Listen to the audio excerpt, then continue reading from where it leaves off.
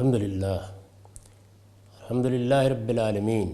والصلاة والسلام علی محمد الامین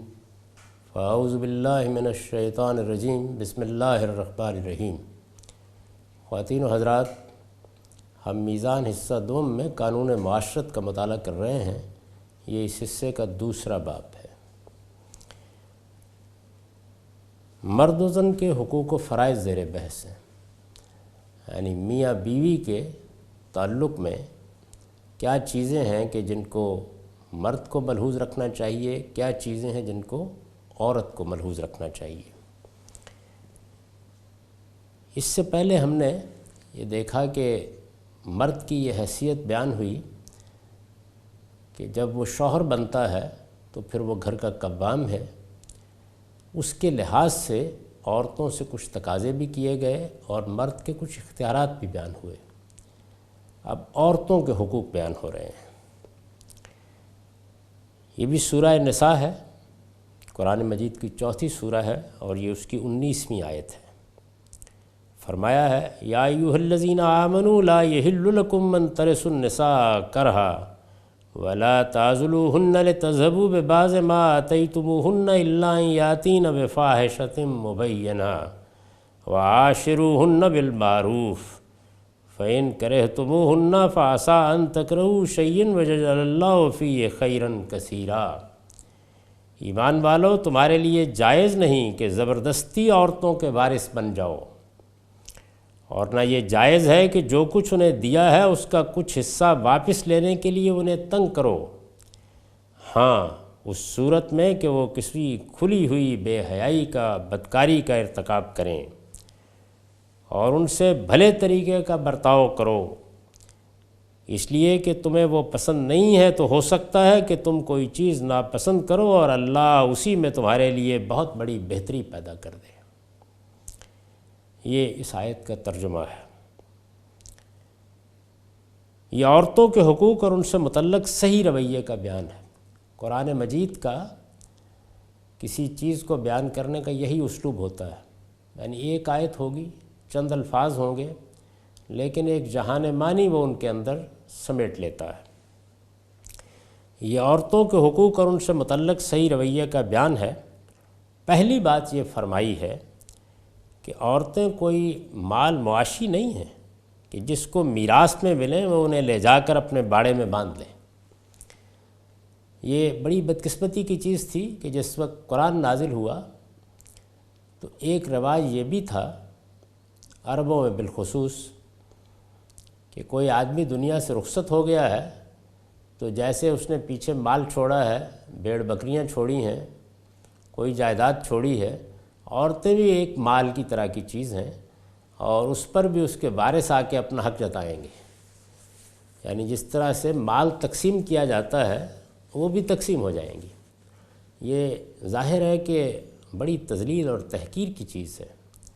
اس کو اللہ تعالیٰ نے سخت ناپسند فرمایا، اور یہاں جو اسلوب ہے وہ اگر پیش نظر ہو تو آدمی سمجھ سکتا ہے کہ کس شان کے ساتھ ارشاد فرمایا اور کس سختی کے ساتھ روکا۔ پہلی بات یہ فرمائی ہے کہ عورتیں کوئی مال مواشی نہیں ہیں کہ جس کو میراث میں ملے وہ انہیں لے جا کر اپنے باڑے میں باندھ لے۔ ان کی حیثیت ایک آزاد ہستی کی ہے، یعنی وہ کسی بھی حیثیت میں ہوں، بہن ہے، بیٹی ہیں، ماں ہے یا بیوی ہیں، کسی بھی حیثیت میں ہے، ان کی حیثیت ایک آزاد ہستی کی ہے، وہ اپنی مرضی کی مالک ہے۔ یعنی ایسا نہیں ہے کہ ان کو محکوم بنا کر پیدا کیا گیا ہے یا مرد ان پر حاکم بنا دیے گئے ہیں، ایسا نہیں ہے۔ تعلقات، روابط اور رشتوں کا احترام قائم کیا گیا ہے۔ یعنی ظاہر ہے کہ ماں کا ہم حکم مانتے ہیں، اس کی فرما برداری کرتے ہیں، لیکن یہ کس نوعیت کی حکومت ہے؟ یہ وہ ہے کہ جو محبت، تعلق خاطر اور رضاکارانہ طور پر اس تعلق خاطر کو مان لینے سے پیدا ہوتی ہے۔ تو قرآن مجید اس جانب توجہ دلا رہا ہے کہ یہ عورتیں جن کو تم اسی طرح بانٹنے کے لیے کھڑے ہو جاتے ہو کہ جیسے نہ وہ کوئی رائے رکھتی ہیں، نہ ان کی کوئی مرضی ہو سکتی ہے، نہ وہ اپنا کوئی فیصلہ سنا سکتی ہیں۔ اگر ایک آدمی کے نکاح میں تھیں تو اب گویا میراث کی طرح تمہارے حصے میں آ گئی ہیں، وہ باڑے کے جانور نہیں ہیں، ان کی حیثیت ایک آزاد ہستی کی ہے، وہ اپنی مرضی کی مالک ہیں اور حدود الہی کے اندر اپنے فیصلے کرنے کے لیے پوری طرح آزاد ہیں۔ یعنی ان کو آزادی ہے کہ وہ اپنے لیے نکاح کا فیصلہ کریں۔ ہم پیچھے دیکھ چکے ہیں کہ کسی کو حق نہیں ہے کہ وہ اپنی مرضی، ماں باپ کو بھی یہ حق نہیں دیا گیا کہ وہ اپنی مرضی مسلط کریں، ان کو راضی کرنا ہے اور آزادانہ رضامندی کے ساتھ ہی ان کے بارے میں کوئی فیصلہ کرنا ہے۔ آزادانہ رضامندی، راضی کرنے کا یہ مطلب نہیں ہے کہ دباؤ ڈال کر اور جذبات کا حوالہ دے کر اور تعلقات کا زور استعمال کر کے یا سختی کر کے کوئی بات منوا لی جائے اور پھر یہ کہا جائے کہ یہ رضامندی ہے۔ یعنی سوچ کر سمجھ کر اگر کسی چیز کو انہوں نے اختیار کرنے کا فیصلہ کیا ہے، آزادی کے ساتھ کیا ہے، تو وہ فیصلہ ہے کہ جس کو ان کا فیصلہ سمجھا جائے گا۔ ان کی حیثیت ایک آزاد ہستی کی ہے، وہ اپنی مرضی کی مالک ہیں اور حدود الہی کے اندر اپنے فیصلہ کرنے کے لیے پوری طرح آزاد ہیں۔ حدود الہی کے اندر یعنی اللہ تعالیٰ نے جو حدود مقرر کر دیے ہیں ان کے پابند مرد بھی ہیں، عورتیں بھی ہیں، ان کے اندر اپنے فیصلے کرنے کے لیے وہ آزاد ہیں۔ اس ہدایت کی ضرورت اس لیے پیش آئی کہ عرب جاہلیت کے بعض طبقوں میں یہ رواج تھا کہ مرنے والے کی جائیداد اور اس کے مال مواشی کی طرح اس کی بیویاں بھی وارثوں کی طرف منتقل ہو جاتی تھیں۔ اس زمانے میں عورتوں کی یہ حیثیت بن گئی ہوئی تھی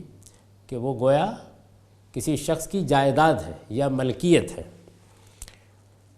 اس ہدایت کی ضرورت اس لیے پیش آئی کہ عرب جاہلیت کے بعض طبقوں میں یہ رواج تھا کہ مرنے والے کی جائیداد اور اس کے مال معاشی کی طرح اس کی بیویاں بھی وارثوں کی طرف منتقل ہو جاتی تھیں، اور وہ اگر اس کے بیٹے بھی ہوتے تو بغیر کسی تردد کے ان کے ساتھ زن و شو کا تعلق قائم کر لیتے تھے۔ یعنی مرنے والے کے بیٹے ہیں اور باپ کی بیویاں ہیں، یہاں سگی مائیں زیر بحث نہیں ہیں، تو ان کے ساتھ وہ زن و شو کا تعلق بھی قائم کر لیتے تھے۔ ہم محرمات کی بحث میں دیکھ چکے ہیں کہ قرآن مجید نے جب ان عورتوں کی فہرست بیان کی جن کے ساتھ نکاح ممنوع ہے، تو بات کی ابتدا یہاں سے کی کہ تمہارے باپوں کی بیویاں تمہارے لیے حرام ہیں، اور اگر تم ان سے نکاح کرتے ہو تو یہ گویا بڑی ہی بے حیائی کی بات ہے، بڑا ہی برا راستہ ہے، اور اس سے اللہ کی ناراضی مول لیتے ہو۔ اس ہدایت کی ضرورت اس لیے پیش آئی کہ عرب جاہلیت کے بعض طبقوں میں یہ رواج تھا کہ مرنے والے کی جائیداد اور اس کے مال معاشی کی طرح اس کی بیویاں بھی وارثوں کی طرف منتقل ہو جاتی تھیں، اور وہ اگر اس کے بیٹے بھی ہوتے تو بغیر کسی تردد کے ان کے ساتھ زن و شو کا تعلق قائم کر لیتے تھے۔ قرآن نے اس قبیح رسم کا خاتمہ کر دیا۔ یعنی یہ الفاظ جو استعمال کیے ہیں کہ یا ایھا الذین آمنوا لا یحل لکم ان ترثوا النساء کرہا، ایمان والو تمہارے لیے جائز نہیں کہ زبردستی عورتوں کے وارث بن جاؤ۔ یہ الفاظ اسی قبیح رسم کے خاتمے کے لیے آئے ہیں۔ قرآن نے اس قبیح رسم کا خاتمہ کر دیا اور واضح فرمایا کہ عورتیں اپنے فیصلے کرنے کے لیے پوری طرح آزاد ہیں، ان کی مرضی کے بغیر کوئی چیز ان پر مسلط نہیں کی جا سکتی۔ شوہر دنیا سے رخصت ہو گیا ہے، وہ بیوہ ہو گئی ہیں، تو اب وہ باڑے کا مال نہیں ہے، بھیڑ بکریاں نہیں ہیں، مال معاشی نہیں ہیں کہ ان کو کوئی شخص جائیداد میں لے جائے گا، وہ آزاد ہے۔ اس کے بعد ان کو فیصلہ کرنا ہے کہ وہ کہاں رہیں گی، کہاں جائیں گی، کسی اور سے شادی کریں گی نہیں کریں گی، جو کچھ بھی کرنا ہے ان کو کرنا ہے۔ وارثوں کا ان پر کوئی حق قائم نہیں ہوا۔ ان کا اگر کوئی قانونی تعلق تھا تو مرنے والے کے ساتھ تھا، بیوی کی حیثیت سے تھا، اب وہ دنیا سے رخصت ہو گیا ہے تو وہ بھی پوری طرح آزاد ہے۔ دوسری بات یہ فرمائی ہے کہ بیوی اگر ناپسند بھی ہو، یعنی یہ دیکھیے کہ یہ تعلق ایسا ہے کہ جس طرح اس سے خاندان کا ادارہ وجود میں آتا ہے، بالکل اسی طریقے سے اس میں انسان کی پسند ناپسند بھی بڑا غیر معمولی کردار ادا کرتی ہے۔ اللہ تعالیٰ نے یہ نظم اسی طرح بنایا ہے کہ آدمی پہلے یہ طے کرتا ہے کہ کیا میں رفاقت کے لیے اس خاتون کو منتخب کروں گا، ایسے ہی عورت بھی طے کرتی ہے۔ تو باہمی طور پر جب یہ بات طے کر لی جاتی ہے تو اس کے بعد بھی اس کا امکان ہو سکتا ہے کہ صورت کے لحاظ سے، سیرت کے لحاظ سے ناپسندیدگی کے جذبات پیدا ہو جائے۔ دوسری بات یہ فرمائی ہے کہ بیوی اگر ناپسند بھی ہو تو اس سے اپنا دیا دلایا واپس لینے کے لیے اس کو ضیق میں ڈالنے اور تنگ کرنے کی کوشش کسی بندہ مومن کے لیے جائز نہیں ہے۔ یعنی پہلے تو عہد معاہدے بھی کر لیے، مال و دولت بھی دے دیا، اور اس کے بعد اب بیوی کے ساتھ کوئی معاملہ ایسا ہو گیا ہے تو آپ تدبیریں کر رہے ہیں کہ کسی نہ کسی طریقے سے جو کچھ دیا دلایا اس کو واپس لے لیا جائے۔ تو قرآن مجید نے تنبیہ فرمائی کہ یہ شرفاء کا طریقہ نہیں ہے۔ بیوی اگر ناپسند بھی ہو تو اس سے اپنا دیا دلایا واپس لینے کے لیے اس کو ضیق میں ڈالنے اور تنگ کرنے کی کوشش کسی بندہ مومن کے لیے جائز نہیں ہے۔ اس طرح کا رویہ صرف اس صورت میں گوارا کیا جا سکتا ہے جب وہ کھلی ہوئی بدکاری کرنے لگے، یعنی یہ معلوم ہو جائے کہ اس نے اس تعلق ہی کو ختم کر دیا ہے جس پر میاں بیوی کا رشتہ قائم کیا گیا تھا۔ کھلی ہوئی بدکاری یعنی محض اندیشہ نہیں، محض امکان نہیں، محض بدگمانی نہیں، کھلی ہوئی بدکاری۔ فاحشۃ مبینہ کے الفاظ ہیں، واضح ہو گئی، دو رائے نہیں رہیں، ہر شخص نے جان لیا کہ یہ عورت اب اس مرد کے ساتھ یہ کھلی ہوئی بدکاری ہے، جس کے بعد وہ یہ کہہ سکتا ہے کہ چونکہ رشتے کی بنیادی ختم کر دی گئی ہے تو اس لیے جو کچھ میں نے دیا ہے، ممکن ہے کہ اچھے وقتوں میں کوئی جائیداد دے دی ہو، مال دے دیا ہو، اب وہ یہ کہہ سکتا ہے کہ یہ سب کچھ تو اسی لیے تھا کہ ہم نے وفاداری کا ایک تعلق قائم کیا تھا، اس کے تقاضے مجھے بھی پورے کرنے تھے، اس کے تقاضے تمہیں بھی پورے کرنے تھے۔ جب وہ تعلق ہی اپنی بنیاد پر قائم نہیں رہا تو اب میرا مال مجھے واپس کر دو۔ صرف یہ صورت ہے، اس کے سوا اور کسی صورت میں بھی دیا دلایا واپس لینے کی قرآن اجازت نہیں دیتا۔ مال دیا ہے، جائیداد دی ہے، کچھ بھی دیا ہے، اب بھی پسند نہیں رہی، یا علیحدگی کرنے کا ارادہ ہے، یا اس کے ساتھ معاملات اس طرح کے نہیں رہے، تو اب آپ ایسے بہانے نہیں تراش کر سکتے کہ جس سے جو کچھ آپ نے دیا تھا وہ واپس لے لیں۔ ایک ہی صورت ہے اور وہ قرآن نے بیان کر دی، اور وہ فاحشہ مبینہ کھلی ہوئی بدکاری کے ارتکاب کی صورت ہے۔ اس قسم کی کوئی چیز اگر اس سے صادر نہیں ہوئی ہے، وہ اپنی وفاداری پر قائم ہے اور پاک دامنی کے ساتھ زندگی بسر کر رہی ہے، تو محض اس بنیاد پر کہ بیوی پسند نہیں ہے، اس کو تنگ کرنا عدل و انصاف اور فتوت و شرافت کے بالکل منافی ہے۔ یعنی قرآن مجید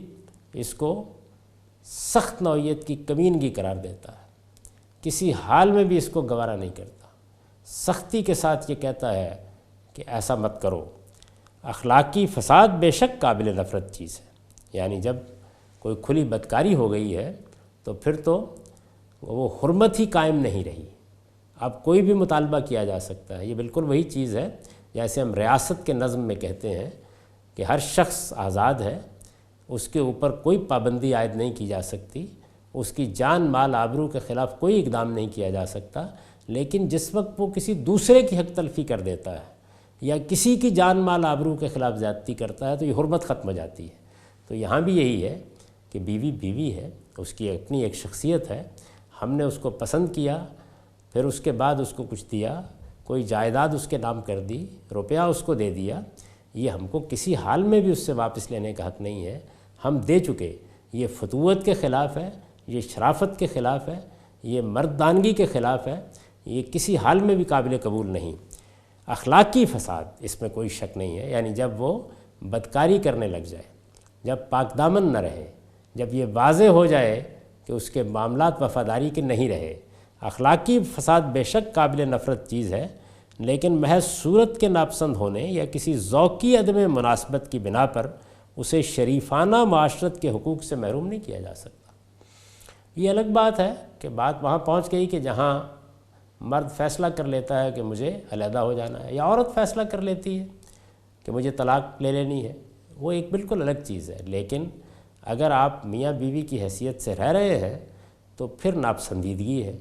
ناپسندیدگی ہے تو ناپسندیدگی کو ناپسندیدگی تک رکھیے۔ اس کا یہ مطلب نہیں ہے کہ اب شریفانہ معاشرت بھی اس عورت کا حق نہیں رہا۔ تیسری بات یہ فرمائی ہے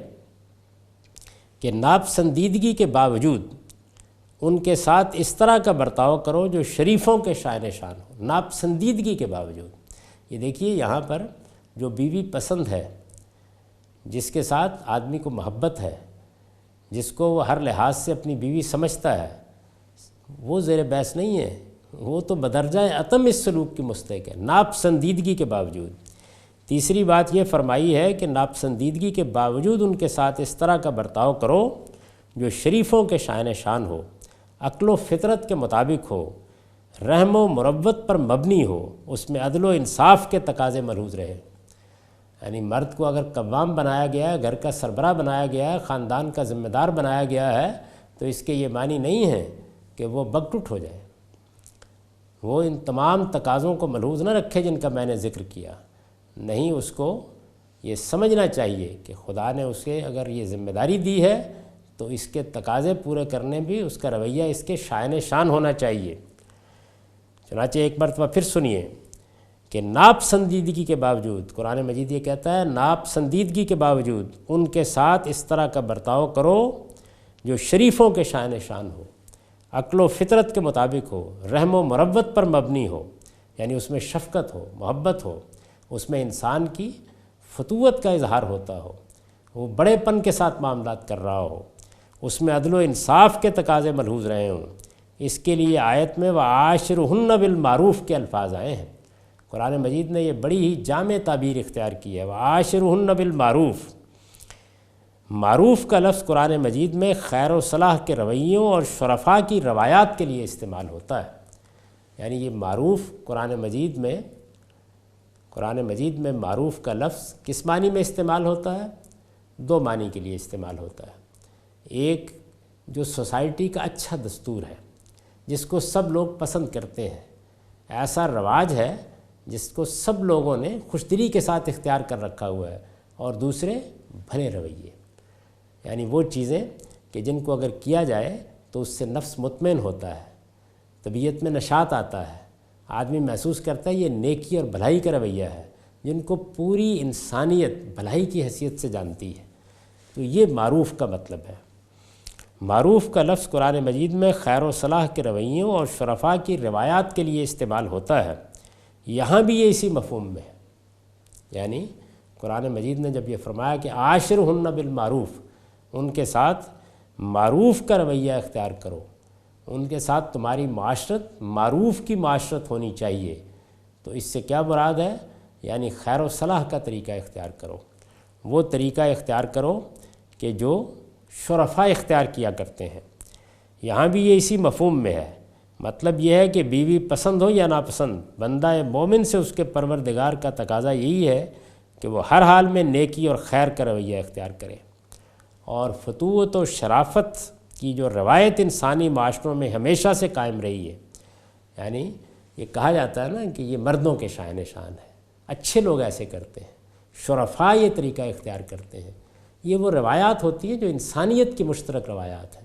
جو ہر اچھے معاشرے میں پسندیدگی کی نگاہ سے دیکھی جاتی ہیں۔ وہ بھلے طریقے جن کو نفس انسانی بھلے طریقے سمجھتا ہے، جن کے بارے میں انسانیت کے سامنے اگر وہ بات رکھی جائے تو دو رائے نہیں ہوں گی۔ یعنی ایسا نہیں ہے کہ کچھ اوباش بیٹھ کر ان کو چٹکیوں میں اڑا دیں، پوری انسانیت کے اندر بھلے لوگ بیٹھیں اور بیٹھ کر ان سے پوچھا جائے کہ کیا رویہ ہونا چاہیے، تو جس رویے کو وہ کہیں کہ یہ اچھا رویہ ہے وہ معروف ہوگا۔ مدعا یہ ہے کہ بیوی پسند ہو یا ناپسند، بندہ مومن سے اس کے پروردگار کا تقاضا یہی ہے کہ وہ ہر حال میں نیکی اور خیر کا رویہ اختیار کرے، اور فتوت و شرافت کی جو روایت انسانی معاشروں میں ہمیشہ سے قائم رہی ہے اس سے سر منہ انحراف نہ کرے۔ یعنی عدل، ظلم، بر، تقوی، شرافت، نیکی، یہ وہ چیزیں نہیں ہیں کہ جن کے لیے کسی پیغمبر کی ضرورت ہے کہ وہ آ کے بتائے۔ پیغمبر انسان کے اندر اس علم کی تذکیر کرتے ہیں، یعنی انسان نے جو چیزیں معروف کی حیثیت سے مانی ہوتی ہیں، بر کی حیثیت سے مانی ہوتی ہیں، نیکی اور خیر کی حیثیت سے قبول کی ہوتی ہیں،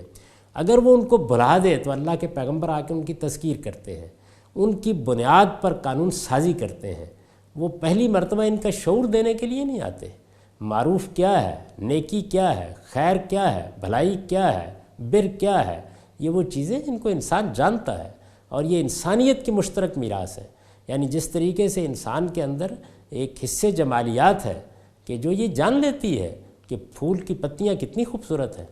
چمنزار کتنے خوبصورت ہیں، اور کانٹے کیسی تکلیف پیدا کرتے ہیں، یہ چیزیں ایسی نہیں ہیں کہ جو سکھانے کے لیے وحی کی ضرورت ہے۔ انسان کے باطن میں یہ علم ودیت کر دیا گیا، یہ بھی خدا کی وحی ہے، لیکن یہ ہر انسان کو براہ راست دی گئی ہے۔ اس کے بعد جب انبیاء علیہم السلام آتے ہیں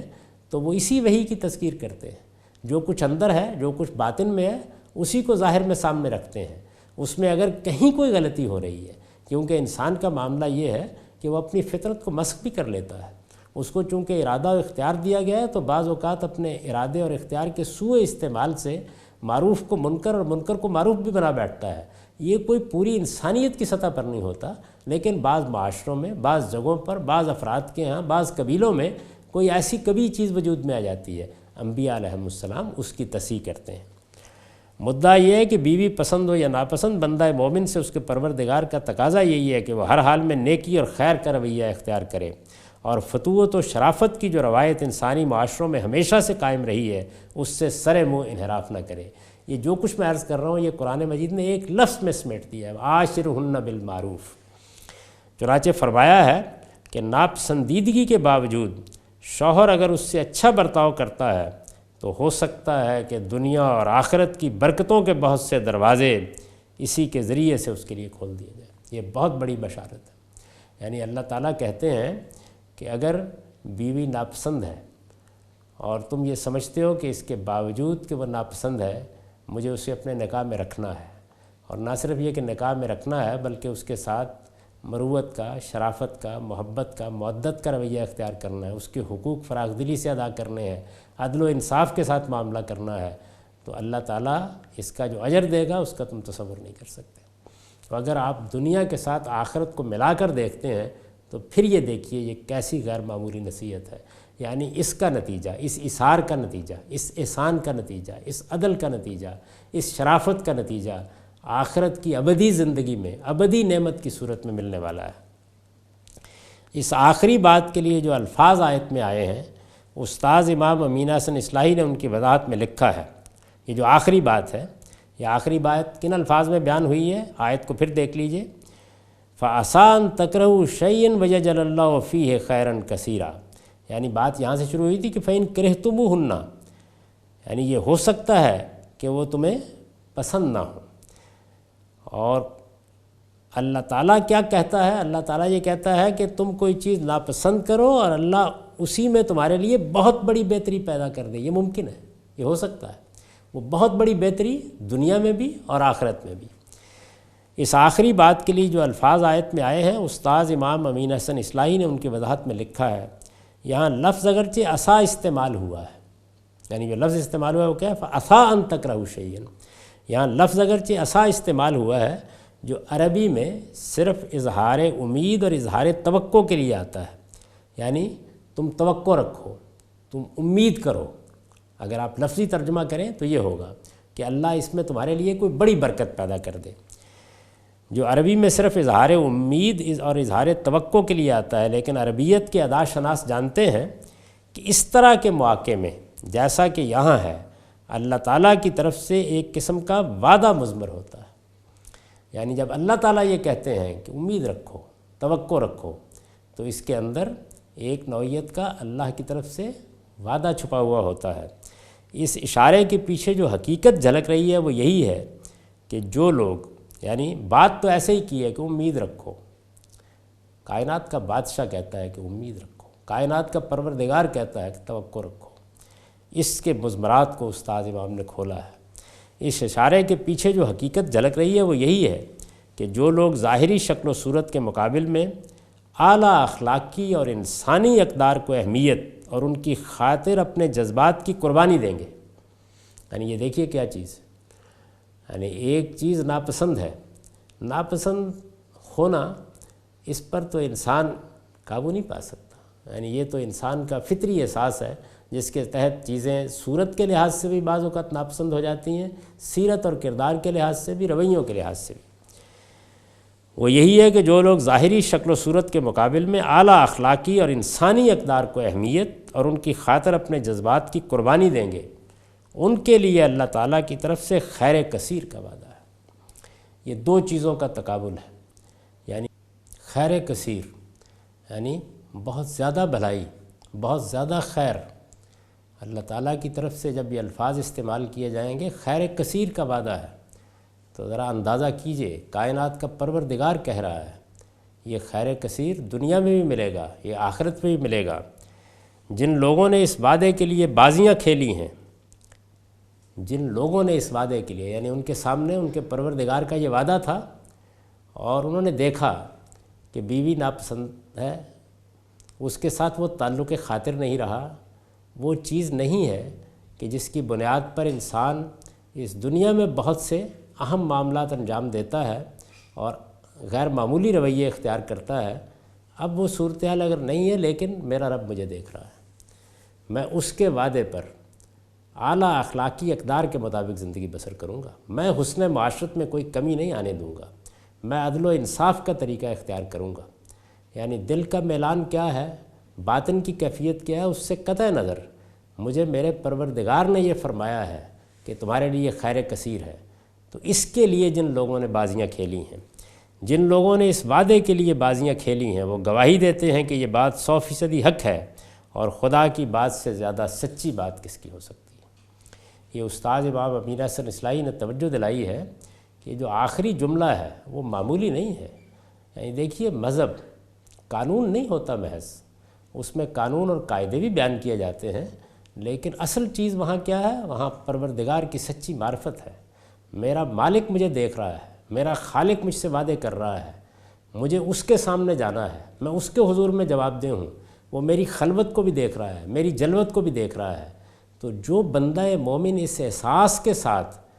کسی ناپسندیدہ صورتحال میں بھی صحیح رویہ اختیار کرتا ہے، مروت اور شرافت کا رویہ اختیار کرتا ہے، حسن سلوک کا رویہ اختیار کرتا ہے، یہ اس کے پروردگار کا اس سے وعدہ ہے۔ قرآن مجید کے جو الفاظ ہیں، فَآسان تکرہوا شیئا وَیَجْعَلْ اللَّهُ فِیہ خَیْرًا کثیرا، تم کوئی چیز ناپسند کرو، ہو سکتا ہے کہ تم کوئی چیز ناپسند کرو اور اللہ اسی میں تمہارے لیے بہت بڑی بہتری پیدا کر دے، خیراً کثیرا۔ اس سے واضح ہے کہ جب ناپسندیدگی کے باوجود اللہ تعالیٰ کا مطالبہ یہ ہے،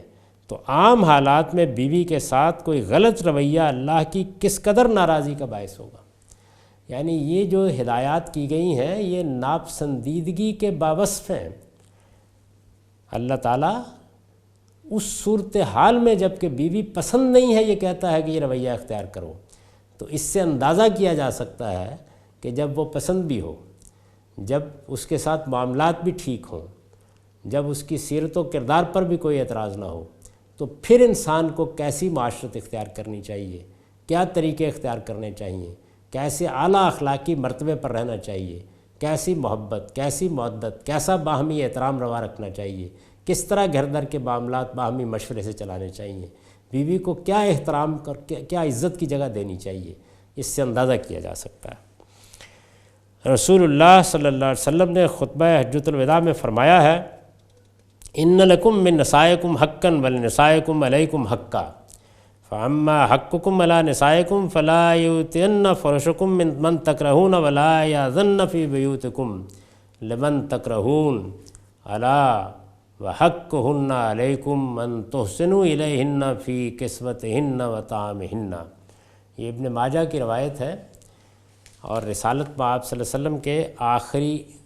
خطبے سے متعلق بیان ہوئی ہے۔ یہ آخری خطبہ، یہ آپ جانتے ہیں کہ کیسی غیر معمولی اہمیت کا حامل تھا۔ اس میں گویا الوداعی باتیں کہی گئی تھیں، وہ نصیحتیں کی گئی تھیں کہ جو پورے دین کا خلاصہ تھیں۔ ان میں جن چیزوں کی طرف توجہ دلائی گئی، ان کے جتنے بھی حصے ہم تک پہنچے ہیں، ان سے اندازہ ہوتا ہے کہ رسالت میں آپ صلی اللہ علیہ وسلم نے دین کی روح لوگوں کے سامنے رکھی، وہ چیزیں سامنے رکھیں کہ جن میں زیادہ خرابی کا امکان تھا، جن میں غلط رویوں کا اندیشہ تھا۔ اس موقع پر فرمایا، عورتوں پر تمہارا حق ہے اور تم پر بھی ان کے حقوق ہیں، یعنی عورتوں پر تمہارے حقوق ہیں اور تم پر بھی ان کے حقوق ہیں۔ تمہارا حق تو یہ ہے کہ تمہارے ناپسندیدہ کسی شخص کو وہ نہ تمہارا بستر پامال کرنے دیں، نہ تمہارے گھر میں آنے کی اجازت دیں۔ سنو، اور ان کا حق یہ ہے کہ اپنی استطاعت کے مطابق انہیں اچھے سے اچھا کھلاؤ اور اچھے سے اچھا پہناؤ۔ یعنی ظاہر ہے کہ چونکہ اخراجات کی ذمہ داری مرد پر ہے، تو وہ فراخی کے ساتھ سب معاملات کرے۔ اپنے لیے آپ جو رویہ چاہے اختیار کر لیں، وہ تکشف کا بھی ہو سکتا ہے، خردہ گیری کا بھی ہو سکتا ہے، لیکن ان کے معاملے میں شفقت، محبت، مروت، خیرخواہی، شرافت اور فراخی، یہ ہے جس کی تعلیم ہمیں ہمارے پیغمبر نے دی ہے، ہمارے دین نے دی ہے۔ وَعَاشِرْهُنَّ بِالْمَعْرُوفِ، وہ ناپسند بھی ہوں تو ان کے ساتھ مروت و شرافت کا، بھلائی اور خیر کا رویہ ہونا چاہیے۔ اقول قولی ھذا واستغفر اللہ لی ولکم ولسائر المؤمنین۔